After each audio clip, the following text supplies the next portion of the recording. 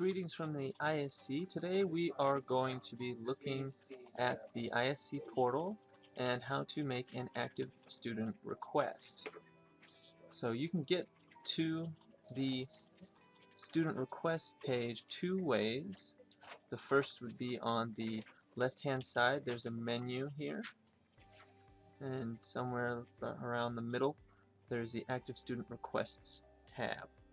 And you can click on that and that'll take you to the active student request page.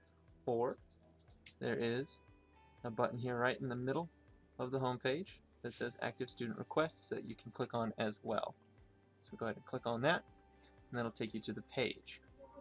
Now we're on the active student request page, and here you can make letter requests, immigration requests, pretty much anything that you need from our office you can request on this page. So let's take a look at what some of the options are that you have here. So the first one here, you can volunteer at the ISC. A lot of the times we need some extra help, maybe on orientation days or with other events. We may require a few extra hands in the office, and this is where you can volunteer with the ISC. We also have the concurrent enrollment just below that. That's where you need to apply or request in order to take part-time classes at another school while studying here at Citrus College. Below that we have enrollment verification. This you can use sometimes the DMV requires it, or if you need to get a social security number, or if you just need a letter saying that you were enrolled at Citrus College, this is where you would get that. And a family visitor invitation. This is just a letter that states who your family members are that are coming and that they are here to visit with you. This next one here, the release of information to a third party. This is a very important one. If you want a friend or a family member to pick up documents for you in the ISC, you will need to fill out one of these applications here and send us that information so that we know that the person is approved to pick up documents for you. And we will not give your documents to anyone except for yourself without this document. Okay, we'll keep going down here. We'll see the immigration requests. First one here is adding a new dependent. So this is where you would add a spouse or a child, anyone that is a dependent of yours. Below that is the social security number request letter. This one you only need if you get a job. Say you got a job on campus. In order to get paid, you will need a social security number, so you will need to make that request. And here you also have a change of financial support. If the source of your financial support for your studies here in the United States is to change, you will need to fill out one of these applications.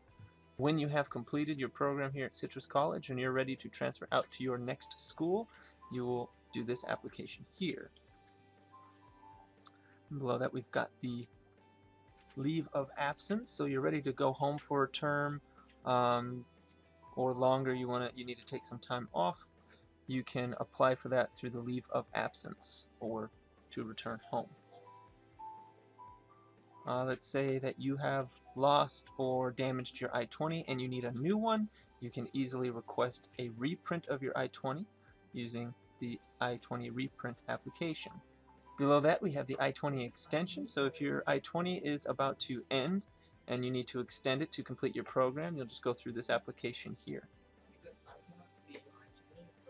Then we also have reduced course load. Let's say you have a medical situation or it's your final term and all you need is one class to complete your program. You would go here and apply for a reduced course load so that you can stay in status with less credits.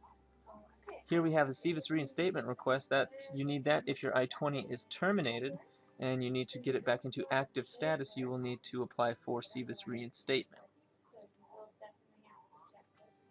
And then finally we have a return on an initial I-20 request. For some reason, perhaps you did not qualify for a reduced course load, or your reinstatement request was denied, in which case you would need to return on a new initial I-20, and that's this request here. And then finally we have employment requests. So we don't have anything for curricular practical training, CPT, yet, but it is coming soon, as you can see here. What we do have is optional practical training.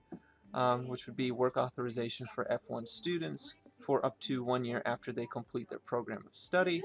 That's here. You can apply for that if you need it.